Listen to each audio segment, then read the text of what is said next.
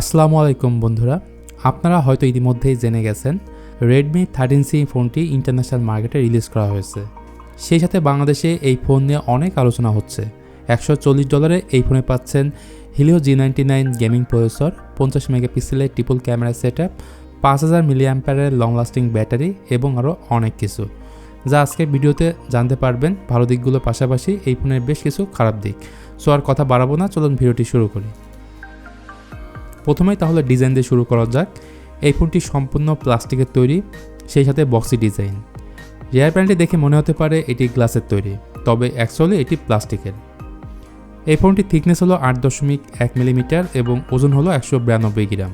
পোর্টসের ক্ষেত্রে এই ফোনের উপরের দিকে থাকছে 3.5 মিলিমিটার অডিও জ্যাক, বাম পাশে থাকছে সিম কার্ড ট্রে, যেখানে দুইটা সিম কার্ড ও একটি মেমোরি কার্ড ইউজ করা যাবে, এবং নিচের দিকে থাকছে মাইক্রোফোন, USB Type-C পোর্ট ও স্পিকার গ্রিল। তবে এই ফোনে যেটা থাকছে না সেটা হলো নয়েজ ক্যান্সেলিং মাইক এবং আয়ার ব্লাস্টার। এই ফোনটির বেশ কিছু কালার ভেরিয়েন্ট থাকছে, ব্ল্যাক, ব্লু এবং লাইট গ্রিন। আসুন এবার তাহলে ডিসপ্লে নিয়ে কথা বলি। তো এই ফোনের ব্যাক পার্টটি যতটা সুন্দর দেখতে, এর ফ্রন্ট প্যানেলটি আপনার কাছে ভালো নাও লাগতে পারে, কারণ এখানে থাকছে ইউ স্টাইল নচ ডিসপ্লে, যেটা রেডমির ভাষায় ড্রপ নচ ডিসপ্লে। অবশ্যই এটি HD+ 90Hz প্যানেলের একটি ডিসপ্লে, অর্থাৎ এতে 720p রেজলিউশনের প্যানেল থাকছে। বেজেল ঠিকঠাক থাকলেও চিন স্লাইটলি মোটা। এখানে বলতে হচ্ছে এটা বেশ বড় সাইজের একটি ডিসপ্লে, যেটার স্ক্রিন সাইজ হলো 6.74 ইঞ্চি। তাছাড়া গোরিলা গ্লাস 5 প্রোটেকশন থাকছে ফোনটির ফ্রন্ট প্যানেলে। আর যারা ইউটিউবে ভিডিও দেখবেন, বড় সাইজের ডিসপ্লে দরকার, তাদের জন্য একটি ভালো চয়েস। পারফরমেন্সের কথায় যদি আসি, এখানে Helio G99 প্রসেসর ব্যবহার করা হয়েছে, যেটা মিড বাজেটের ম্যাক্সিমাম ফোনে ব্যবহার করা হয়ে থাকে। এর ম্যাক্সিমাম ক্লক স্পিড হচ্ছে 2 GHz। এতে জিপি হিসেবে থাকছে Mali G57 MC2। ফোনটি দুটি ভেরিয়েন্টের সাথে লঞ্চ হয়েছে, যার একটি হলো 4GB 128GB এবং অপর ভেরিয়েন্টটি হলো 8GB 256GB।